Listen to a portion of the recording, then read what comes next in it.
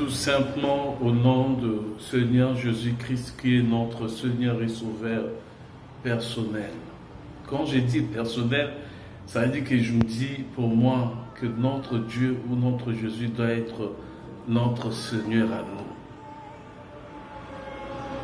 J'ai médité, j'ai fait de recherches dans la Bible, j'ai eu quelques réponses qui nous affirment que Jésus-Christ était Dieu.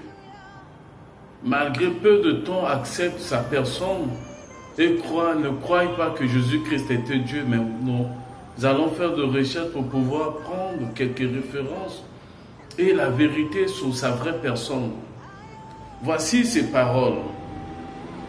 Dans le livre d'Apocalypse 22, verset 13, Jésus-Christ dit « Je suis l'alpha et oméga, le premier et le dernier, le commencement et la fin. »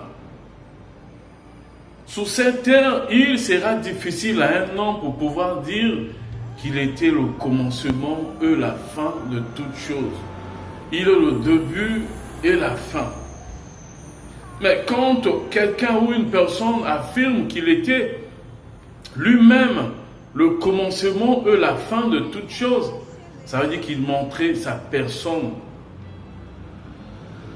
Mais toi et moi, malgré que nous partons à l'église, malgré que nous lisons des Écritures, malgré que nous fréquentons une congrégation, mais nous avons encore de doutes sur la personne de Jésus-Christ.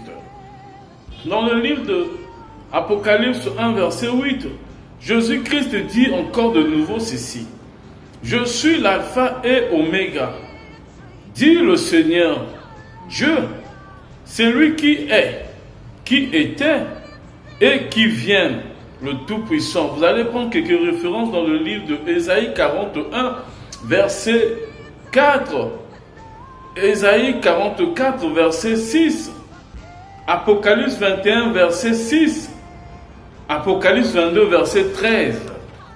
Ah, frères, sœurs, nous avons de paroles qui nous affirment et on nous dit encore, pour pouvoir avoir plus de précision ou la connaissance qui va nous emmener à avoir ces choses, vous pourrez lire dans le livre d'Apocalypse 1, à partir du verset 1 jusqu'au verset 22, vous avez toutes ces paroles de comprendre qui était réellement cet homme Jésus. Dans le livre de Jean 11, verset 25, Jésus dit, « Je suis la résurrection et la vie. Celui qui croit en moi vivra. Quand même, il sera mort. » Vous allez prendre quelques références. Jean 1, verset 4. Jean 5, verset 24. Jean 14, verset 6. Jean 3, verset 16 à 38. Jean 6, verset 47. 1 Jean 5. Cela ne veut pas dire que lorsqu'une personne accepte Jésus-Christ dans sa vie, cette personne charnelle au monde ne mourra pas. Si, la personne mourra, mais quand tu meurs en Christ, tu auras la grâce d'avoir la vie éternelle par rapport aux enseignements, par rapport à ta fidélité, la manière dont que tu es en train de marcher avec le Christ donne l'opportunité de recevoir la vie éternelle. Nous avons encore quelques références. Dans le livre de Jean 8, verset 12, Jésus-Christ dit, Jésus leur parla de nouveau et dit, « Je suis la lumière du monde.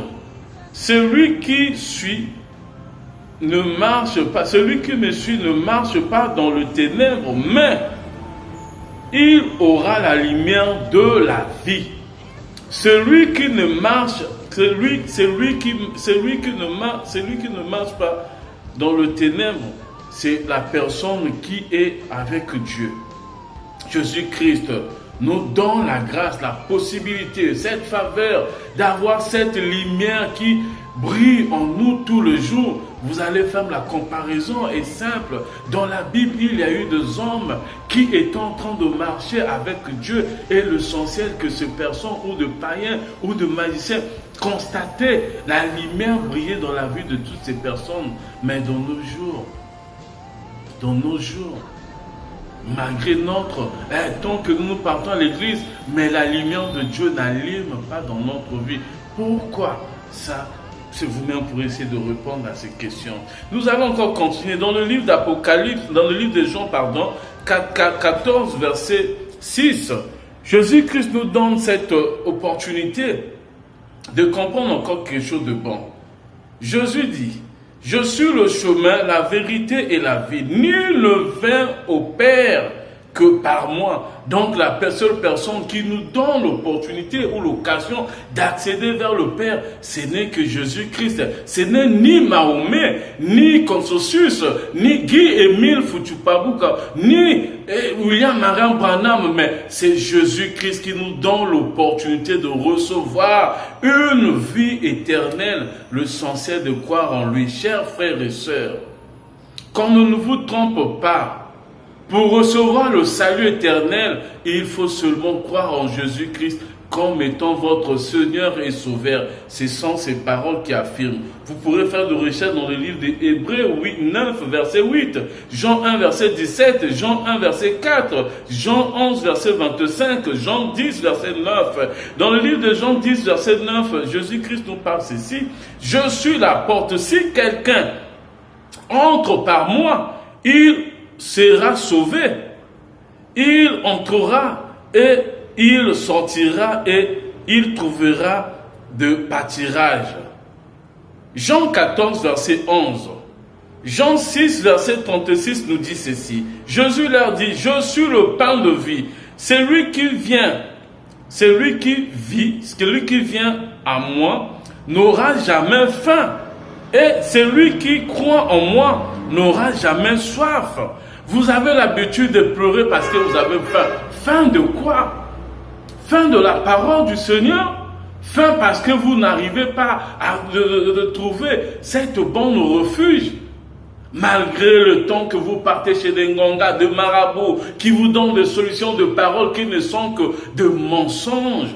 Mais auprès du Seigneur, lorsque nous mangeons sa parole, lorsque nous écoutons ses exhortations, frères et sœurs, l'homme est rassasié de tout. Et autre chose, lorsque tu écoutes la parole du Seigneur, tu n'auras plus besoin de boire cette mauvaise eau, mais il te donne cette vraie eau. Cette eau qui nous donne la force de ne plus encore avoir soif d'aller chercher à aller s'étancher de l'autre côté ou de l'autre côté, chers frères. Vous pouvez tirer quelques références dans le livre de Ésaïe 55, verset 1, dans le livre de Jean 4, verset 14, dans le livre de Jean 7, verset 37.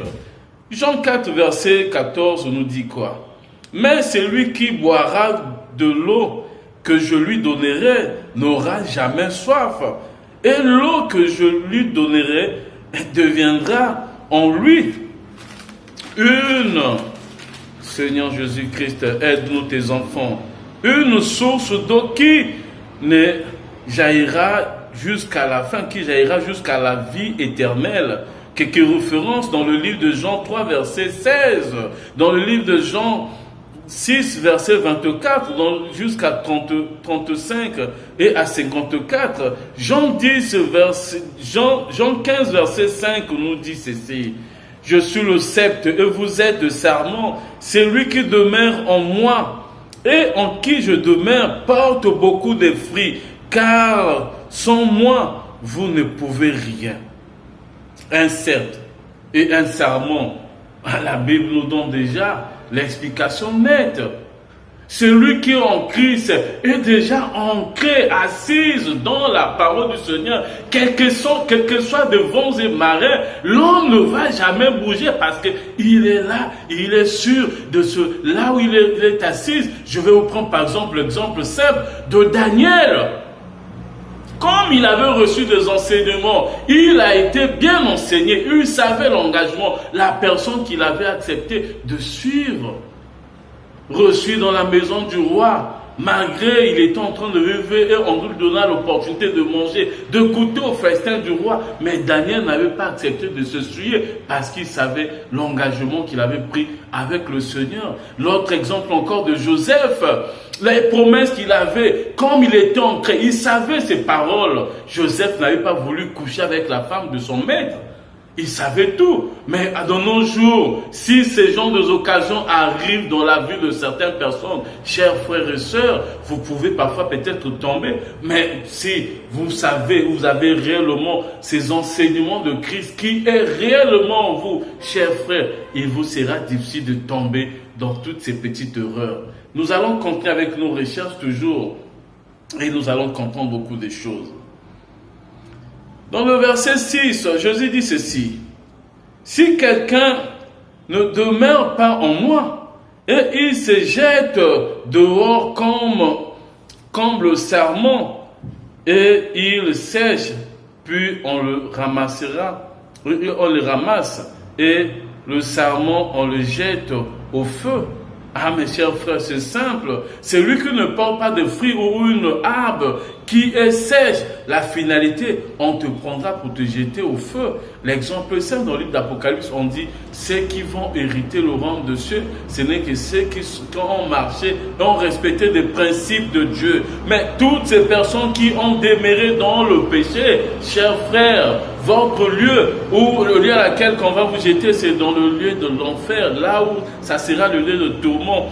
Vous allez tirer quelques références dans le livre de Ézéchiel 15, verset 2, Matthieu 3, verset 10, Matthieu 7, verset 19, Colossiens 1, verset 28, Jean 10, verset 11, nous explique: je suis le bon berger. Un bon berger donne sa vie pour ses brebis.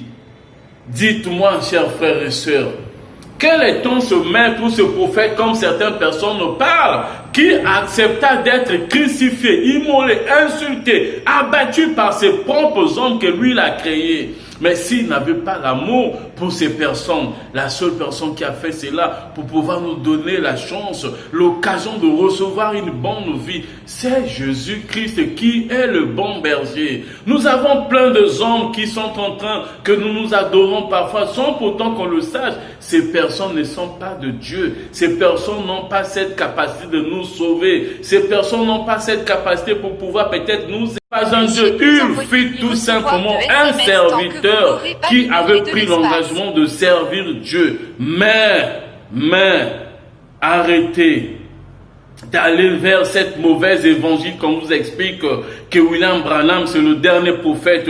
Sous la croix, Jésus-Christ a confirmé cette parole s'est accomplie. S'il avait dit que la parole s'est accomplie, ça veut dire qu'il a mis sa signature. La mission à laquelle il était venu accomplir sur cette terre est arrivée au point. Dites-moi, quelle est la promesse que William Branham vous a laissée? Dites-moi, quelle est la promesse que Roussel, le réformateur de Témoins de Jéhovah, a laissée à ses fidèles ou aux hommes qui doivent lui suivre? Personne. La seule personne qui nous a donné cette opportunité, si nous allons le suivre, nous aurons une bonne vie, c'est Jésus-Christ. Que le bon Dieu nous aide. Nous allons continuer peut-être pour pouvoir lire dans le livre de Jean 15, verset 13.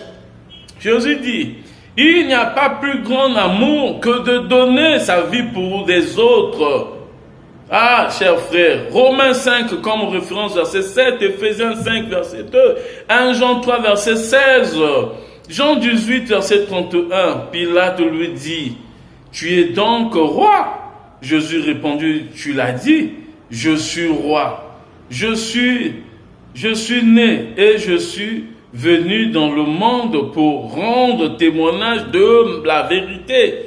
Quiconque est de la vérité écoute ma voix. Si tu es dans la vérité, il est